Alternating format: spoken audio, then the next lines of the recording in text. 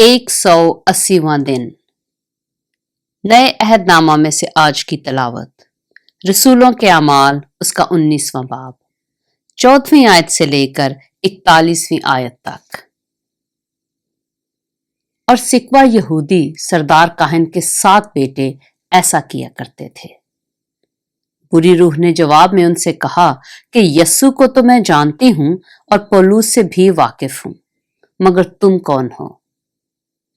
और वो शख्स जिस पर बुरी रूह थी कूद कर उन पर जा पड़ा और दोनों पर गालिब आकर ऐसी ज्यादती की कि वो नंगे और जख्मी होकर उस घर से भाग निकले। और ये बात इफसुस के सब रहने वाले यहूदियों और यूनानियों को मालूम हो गई। बस सब पर खौफ छा गया और खुदावंद यस्सु के नाम की बुजुर्गी हुई। और जो ईमान लाए थे उनमें से बहुतेरों ने आकर अपने अपने कामों का इकरार और इजहार किया। और बहुत से जादूगरों ने अपनी अपनी किताबें इकट्ठी करके सब लोगों के सामने जला दी। और जब उनकी कीमत का हिसाब हुआ तो 50,000 रुपए की निकली। इसी तरह खुदावंद का कलाम जोर पकड़कर फैलता और गालिब होता गया। जब ये हो चुका तो पौलुस ने जी में ठाना कि मकदूनिया और अखिया से होकर यरूशलेम को जाऊंगा, और कहा कि वहां जाने के बाद मुझे रोमा भी देखना जरूर है। बस अपने खिदमत गुजारों में से 2 शख्स यानी तुमेथियस और इरास्तुस को मकदूनिया में भेजकर आप कुछ अरसा आसिया में रहा। उस वक्त इस तरीक की बाबत बड़ा फसाद उठा, क्योंकि दिमेत्रियस नाम एक सुनार था जो अरतमिस के रूप पहले मंदिर बनवा कर उस पेशा वालों को बहुत काम दिलवा देता था। उसने उनको और उनके मुतालिक और पेशा वालों को जमा करके कहा, ऐ लोगों, तुम जानते हो कि हमारी आसूदगी इसी काम की बदौलत है।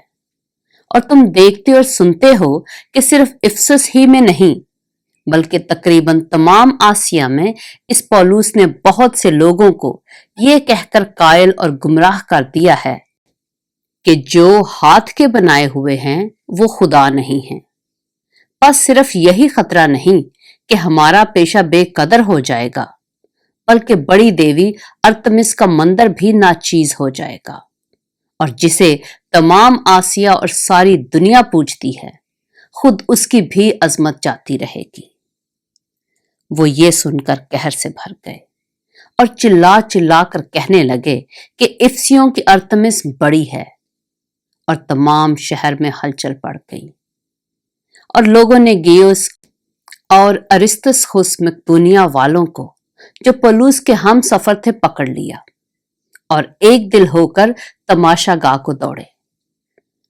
जब पौलुस ने मजमा में जाना चाहा तो शागिर्दों ने जाने ना दिया, और आसिया के हाकिमों में से उसके बाज दोस्तों ने आदमी भेजकर उसकी मिन्नत की कि तमाशा गाह में जाने की जुर्रत न करना।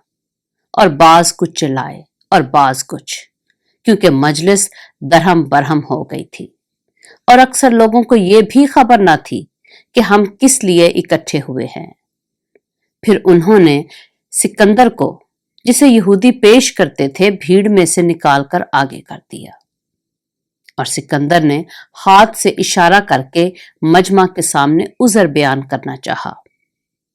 जब उन्हें मालूम हुआ कि ये यहूदी है तो सब हम आवाज होकर कोई 2 घंटे तक चिल्लाते रहे कि इफसियों की इर्तमिस बड़ी है। फिर शहर के मुहर्रर ने लोगों को ठंडा करके कहा, ऐ इफसियों, कौन सा आदमी नहीं जानता कि इफसियों का शहर बड़ी देवी अरतमिस के मंदिर और उस मूरत का मुहाफिज है जो जियूस की तरफ से गिरी थी। बस जब कोई इन बातों के खिलाफ नहीं कह सकता तो वाजिब है कि तुम इत्मीनान से रहो और बेसोचे कुछ ना करो, क्योंकि ये लोग जिनको तुम यहां लाए हो ना मंदिर को लूटने वाले हैं ना हमारी देवी की बदगोई करने वाले। बस अगर दिमेत्रियस और उसके हम पेशा किसी पर दावा रखते हों तो अदालत खुली है और सूबादार मौजूद हैं, एक दूसरे पर नालिश करें। और अगर तुम किसी और अमर की तहकीकात चाहते हो تو باضابطہ مجلس میں فیصلہ ہوگا، کیونکہ آج کے بلوے کے سبب سے ہمیں اپنے اوپر نالش ہونے کا اندیشہ ہے، اس لیے کہ اس کی کوئی وجہ نہیں ہے، اور اس صورت میں ہم اس ہنگامہ کی جواب دہی نہ کر سکیں گے۔ یہ کہہ کر اس نے مجلس کو برخاست کیا۔ پاک کلام کے پڑھے اور سنے جانے پر خداوند کی برکت ہو۔